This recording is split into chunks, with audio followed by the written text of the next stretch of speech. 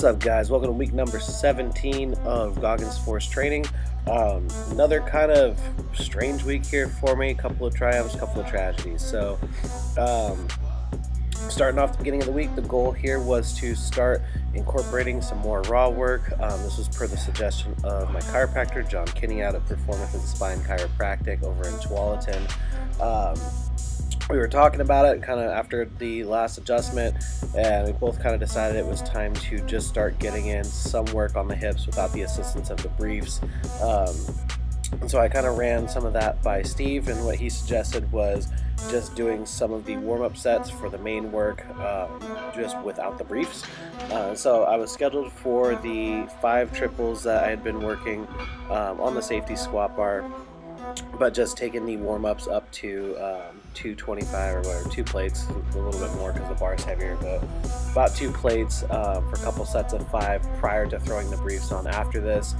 And it felt okay. I definitely felt weak coming out of the bottom or coming off the bottom of the box, but as I brought the camera around to the front here, which you're going to see in this next clip, I actually noticed that I was shifting away from the bad side, which is the left side, and into the right hip, or left if you're looking at it right now.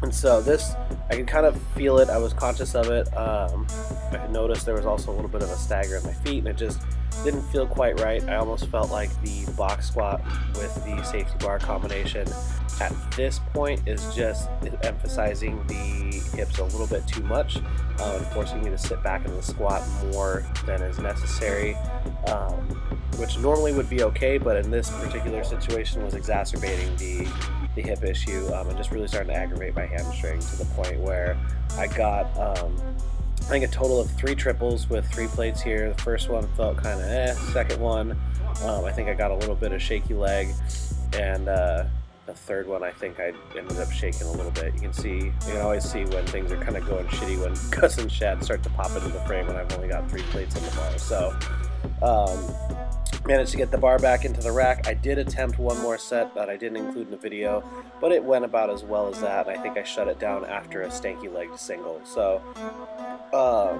called it a day on that and decided to just finish off with the reverse hypers and glute ham raises that I had programmed from Steve. And what I think is probably going forward, I may try and put the raw work on the back end of the workout. That way I get a chance to get my nervous system acclimated to a little bit heavier weight beforehand, but also I don't give the hips a chance to get aggravated prior to being fully warmed up. So we'll see how that ends up playing out. On the deadlift day here, this is just the normal speed singles. I think Steve only wanted me to pull like 5 this week. And so what I ended up doing to just give myself something of a challenge was I pulled hook grip. And this is definitely uncomfortable, but something that I'm going to experiment with since I'll be kind of benched as far as the heavier pulling work is considered. So I figure while I'm forced to work with lighter weights, I may as well use it as time to acclimate myself with the hook grip. And that way I can, by the time I start ramping things up, since I've kind of got a non-consensual ego check here, I can start to build my strength in a more symmetrical deadlift pattern. This is something that I have thought about on and off over the last year or so, just because I have a feeling that my mixed grip deadlift, or the fact that I've never really made any significant effort to rotate my mixed grip on the deadlift, I think that's contributed to some of the hip shifting issues, in addition to all of the other things that I was dealing with. So if nothing else, it just gives me something to keep me interested in deadlifting 315, since that's probably where I will be at for the next couple of weeks or so. This brings us to the heavy bench day for the week.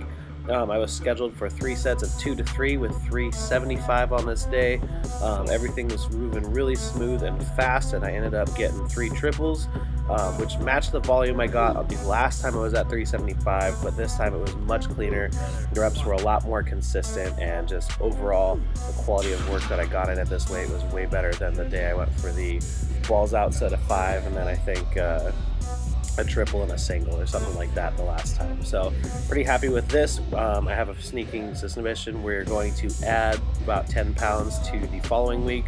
We'll see what Steve says, since I will be traveling the week after this. So I'm going to be in Vegas for a couple of days, back for a few days, and then out at the coast for the weekend after that. So my next bench workout and probably squat and deadlift session will both get crammed into probably a 3-day period. So we'll most likely make some modifications, since I'm not interested in having the same thing happen this time as happened after the last meet, where I try and foolishly smash all of the volume into half of the recovery and end up just having a mental shit show because of it. So that's about it. Finished off with 4 sets of 3 on these closer grip floor presses with 325, just to round out the volume, and then the usual overhead and isolation work for shoulders and triceps. So that is it. I hope you enjoyed the video. If you did, please like it and subscribe to my channel. And as always, be sure to check out the gym's website at www.savagegym.com. Take care.